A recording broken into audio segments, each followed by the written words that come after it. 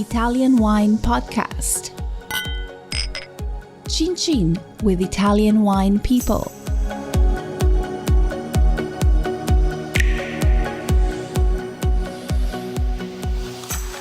Hello and welcome to the Italian Wine Podcast. I'm your host, Monty Waldin. In recent years, I've noticed increasing interest in ideas such as organic wines, so-called natural wines, and biodynamic wines. I'll read for you some excerpts from my book, Biodynamic Wine, and follow up with some commentary on the topics covered.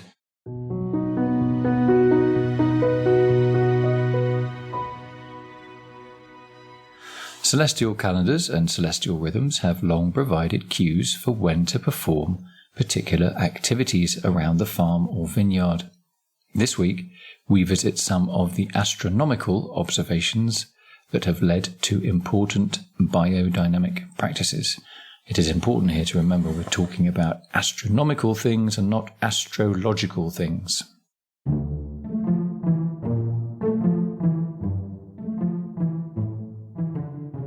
Working to celestial rhythms. As well as being the oldest organic movement, biodynamics was modern farming's first attempt to take active account of the movements of and forces exerted by the moon and other planets, and by the sun and other stars, when timing agricultural work. Our planet was formed by and forms part of a wider universe. Biodynamic methodology assumes that life originates from the whole universe rather than just what the Earth provides. That's quite an important idea if you think about it. Although science accepts that the moon's position relative to the Earth can influence the Earth's shape, its weather, atmospheric pressure, and tidal movements, it disputes the effect, for example, the full moon has on when women give birth, and scientists view as simply fantastical some of Rudolf Steiner's more esoteric philosophies.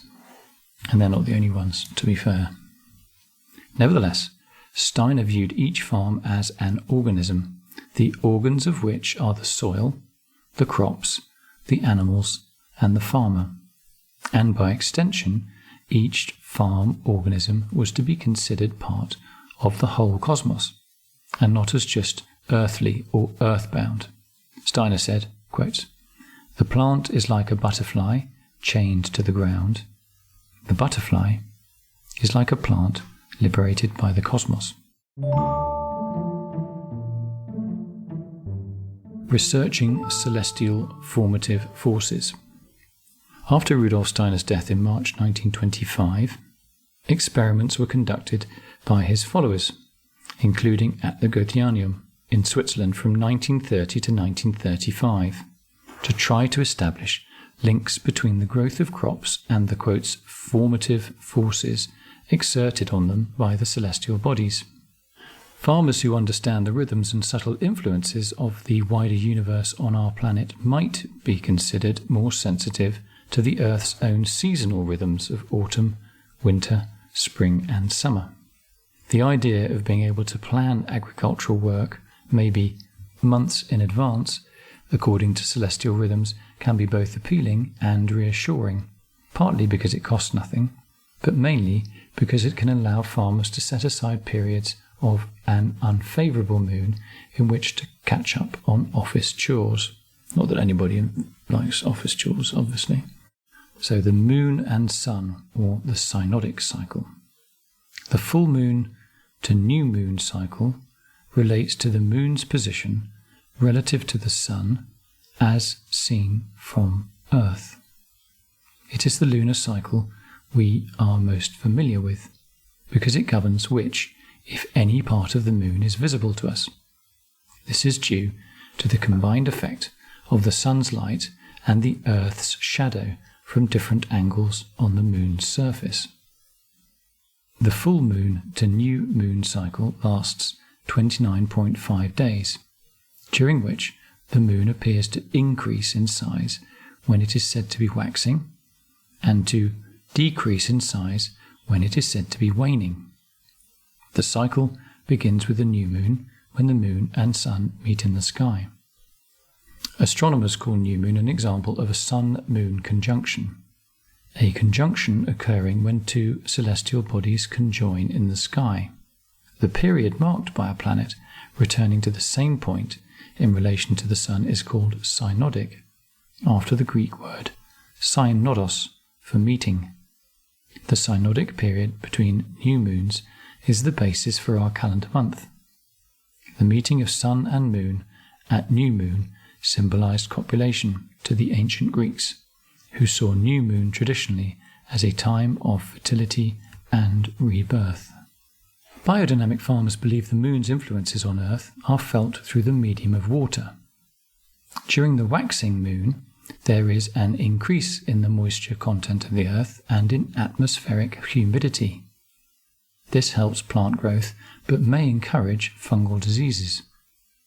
These can be kept in check by spraying horn silica 501 or common horsetail 508, and by avoiding opening the soil by ploughing, which may also encourage weed germination. On the plus side, soil moisture during the waxing moon period makes this a good time to spread solid compost, or to apply dedicated soil sprays like Horn Manure 500 or Maria Thun's Barrel Compost 502 to 507, and even liquid manure sprays intended for the soil.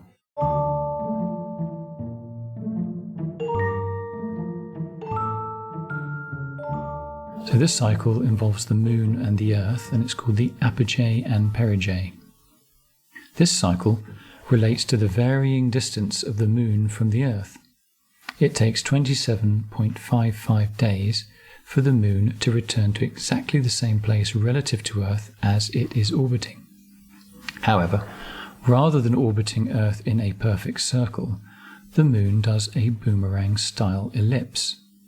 This means the moon is nearer Earth during what is called perigee, but farther away from it at what is called apogee, which is why this moon-Earth cycle is also called, quotes, the anomalistic month. So we'll talk about perigee first. When the moon is at its closest point to Earth at perigee, two things can happen. Tides are especially strong, and there is more chance of a lunar landing. Neil Armstrong and his 1969 Apollo 11 mission, his team saved 42,000 kilometers of extra flying by going to the moon at perigee. The perigee moon is said to bring a, quote, winter mood, because the moon's, quote, watery element strongly inhibits the sun's relationship with the earth. Seeds sown at perigee may germinate poorly or grow to produce big yields, albeit of potentially, quote, watery crops, unsuited to long-term storage. This may suit growers of cut-and-come-again salad or spinach and leaf beets more than it does wine growers seeking age-worthy wines. Biodynamic growers believe fungal disease spores causing mildew and rot become notably more active at lunar perigee. Biodynamic wine growers are especially attentive when perigee and full moon coincide. This happens about once every 14 or 15 months. Ploughing the soil during this watery lunar double whammy might needlessly set soil-borne fungal disease spores in motion, while also releasing humidity from the newly turned soil. The moon's furthest point from Earth, or apogee, is said to bring a, quote, summer mood, because tides are at their weakest and the moon's watery element is diminished. This makes it a good time to harvest fruit crops, like wine grapes or sow potatoes. Root and leaf crops like carrots and lettuce, sown at apogee, tend to shoot up and run to seed or bolt too quickly.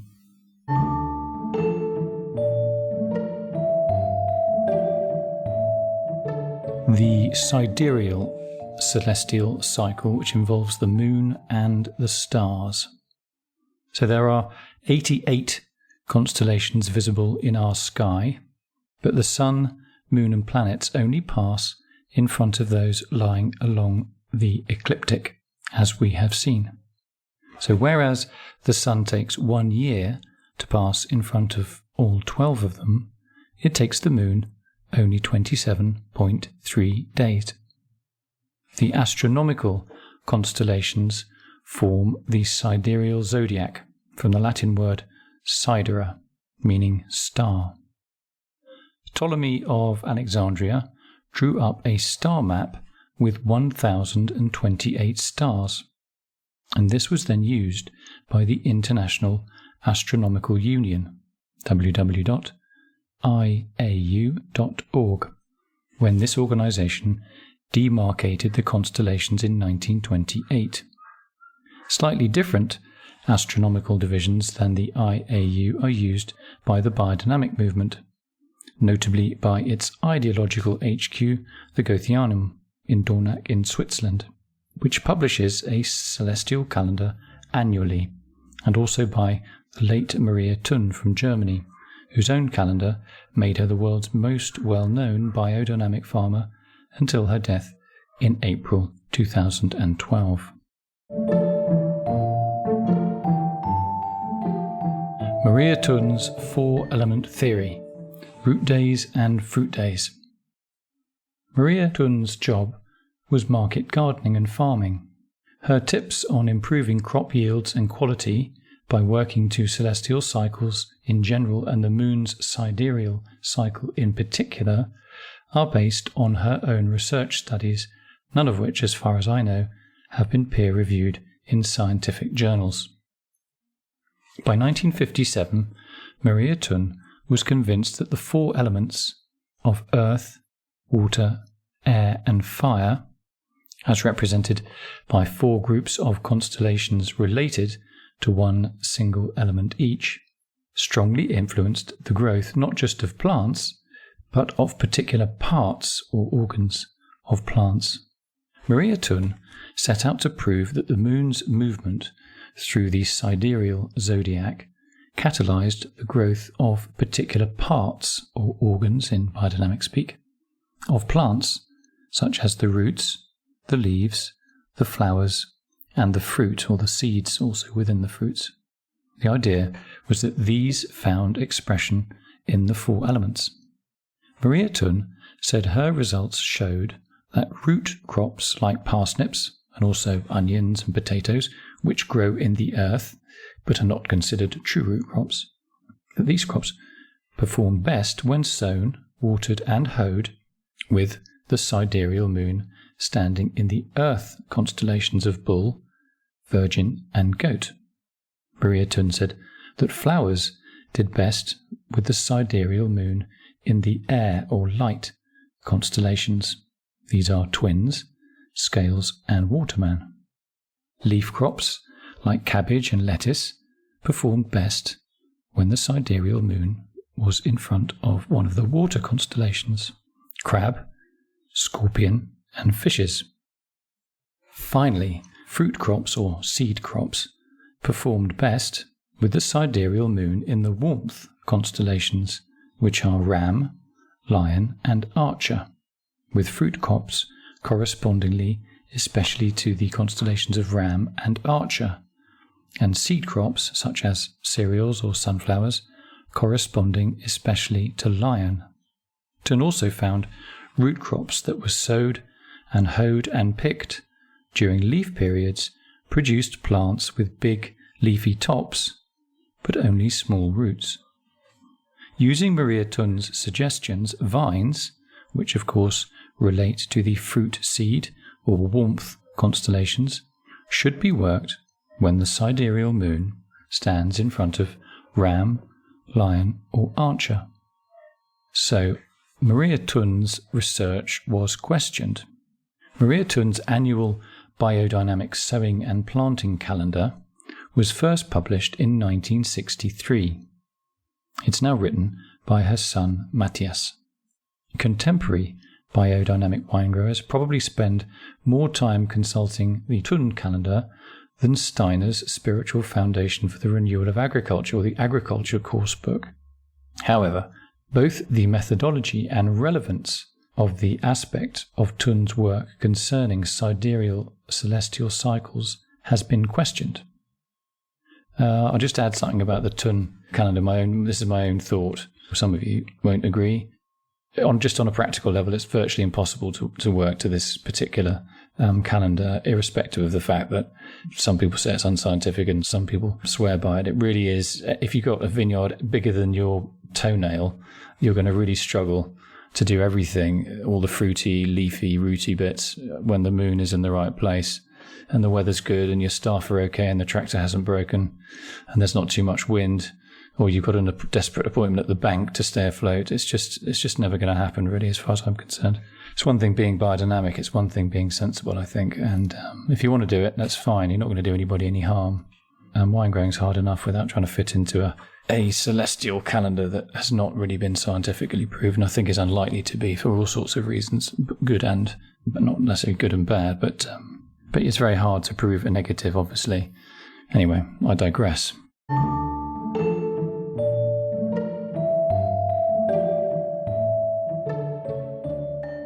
Now we're going to talk about the moon. The moon, a transmitter or reflector. This is a 1-hour discussion on the moon transmitting or reflecting, and we do hope you're sitting comfortably. The moon, is it a transmitter or is it a reflector? Rudolf Steiner himself was clear about the moon's role. Steiner said that while we tend to think of the moon as reflecting only sunlight and nothing more, in fact, in his words, along with the moonbeams, the entire reflected cosmos comes towards the Earth. The moon reflects everything that comes towards it. In a certain sense, the whole starry heavens are reflected by the moon and stream towards Earth, like a very powerful celestial organizing force that radiates down from the moon into the plants. So we're going to do this is let's talk about another celestial cycle. This cycle is called the ascending and descending moon cycle. The ascending moon and descending moon cycle is one of the easier lunar cycles to work to. This is because it allows wine growers 2 periods of almost 2 weeks each in which to time specific tasks.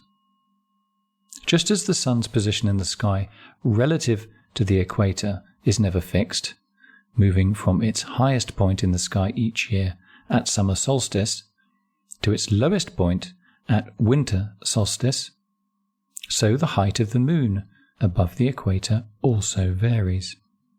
Like the sun and the planets in our solar system, the moon passes in front of the 12 constellations of the zodiac as it travels across the ecliptic.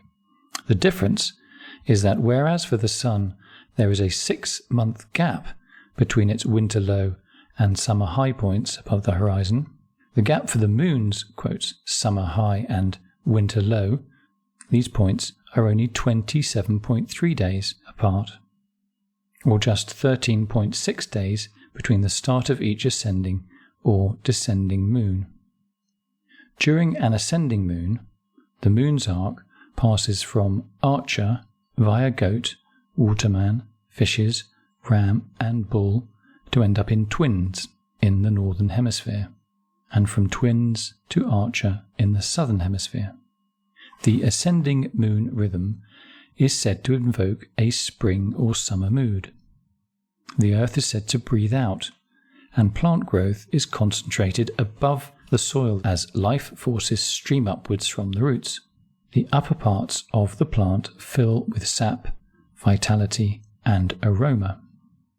Ascending moon periods are good times to spray Horn Silica 501, to sow cover crop seeds, you get stronger germination, and to harvest flowers for display, they last longer, and finally even harvesting Christmas trees, because the needles take longer to fall if they're cut down during the ascending or spring-summer moon. Ascending moon periods are the time to pick grapes for longer-lived wines.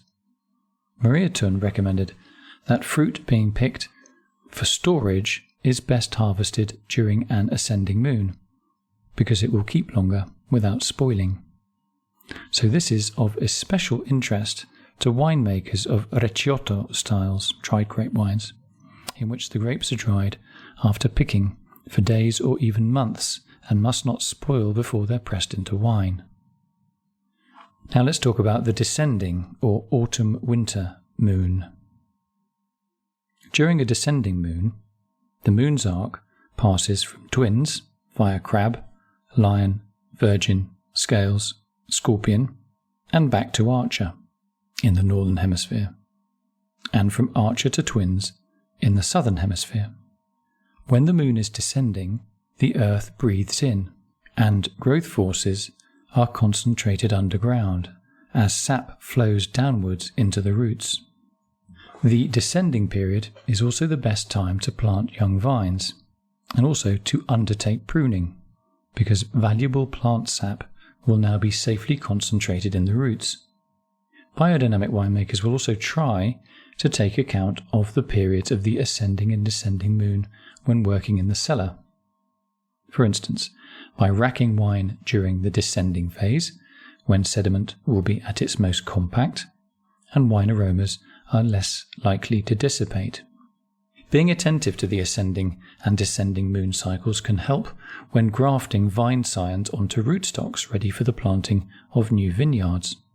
The cutting for the vine scion will be taken during the moon's ascending phase, so that the sap, or the sap force, is concentrated in the upper part of the vine, meaning its shoots, so there is abundant sap in the scion for it to graft more strongly. Ideally, the union of the vine scion and rootstock should also coincide with the moon's ascending phase, so that sap from the rootstock rises up into the vine scion to reinforce the graft union. The newly grafted rootstock, or vine, will be planted out in spring during a descending moon, when the sap is concentrated in the root zone, and earth forces are strongest in the earth.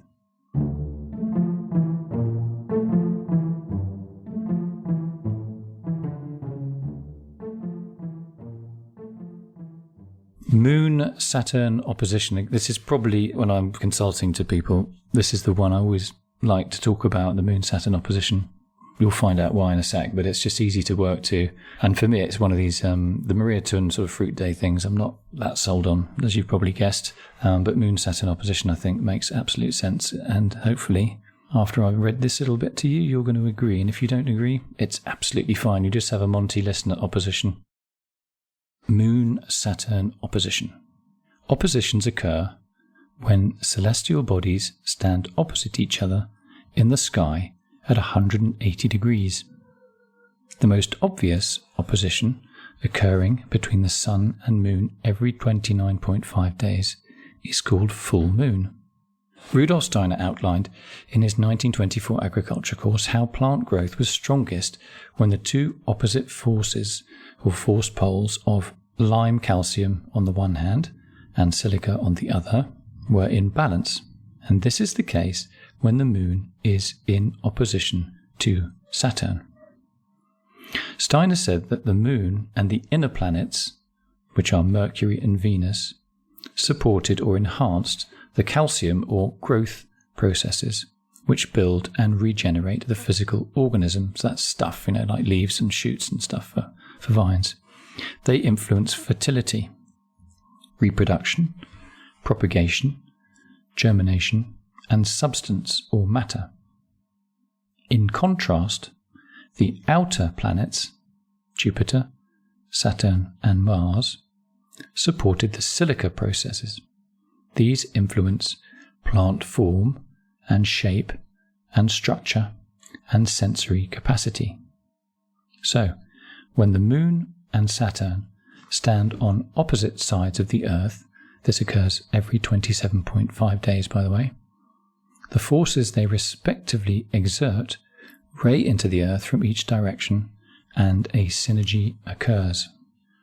Working with plants in the day or 2 days leading up to a Moon-Saturn opposition produces stronger and more resistant growth, that's the calcium bit, and quality or taste, that's the silica bit.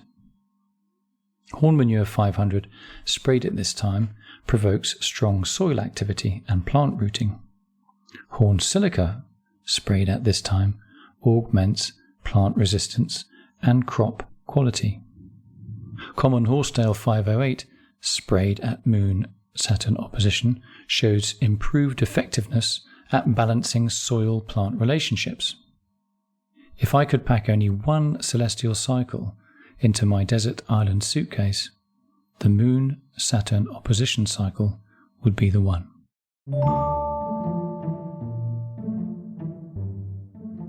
Although the planets orbit the Sun in approximately the same plane as the ecliptic, the Moon's orbit is tilted at an angle of 5 degrees, sometimes being above it and at other times below it.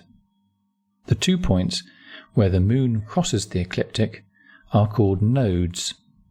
Nodes are notable for being the only points where eclipses can occur.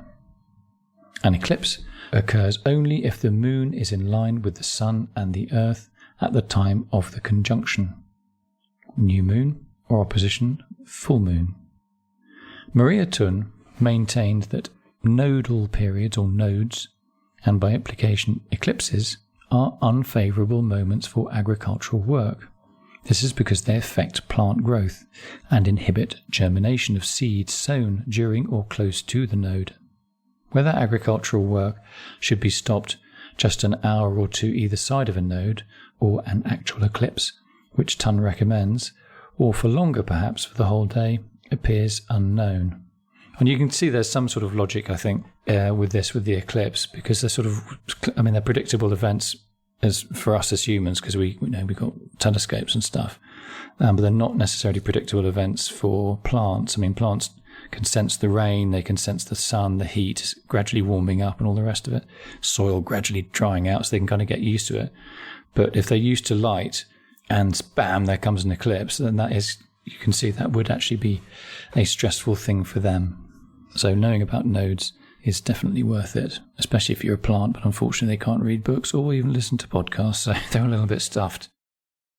Other periods avoided by some biodynamic growers include occultations.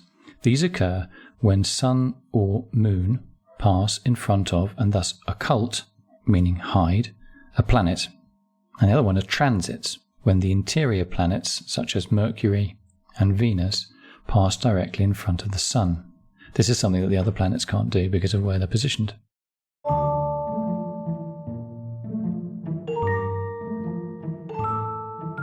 Celestial calendars.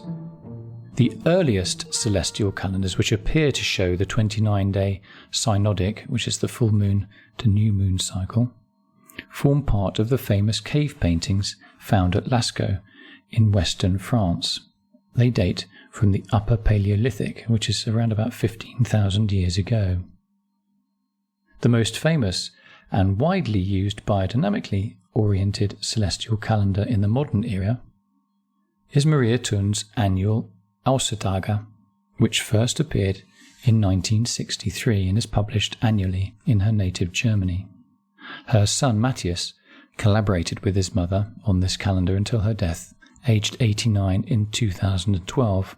It's now published under Matthias's name in English as the Biodynamic Sowing and Planting Calendar.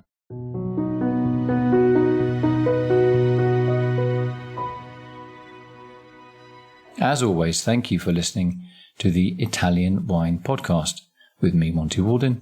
Please join us next for a primer on certification or certifications. Listen to the Italian Wine Podcast wherever you get your podcasts. We're on SoundCloud, Apple Podcasts, Himalaya FM, and more. Don't forget to subscribe and rate the show. If you enjoy listening, please consider donating through ItalianWinePodcast.com. Any amount helps cover equipment, production, and publication costs. Until next time, cin cin.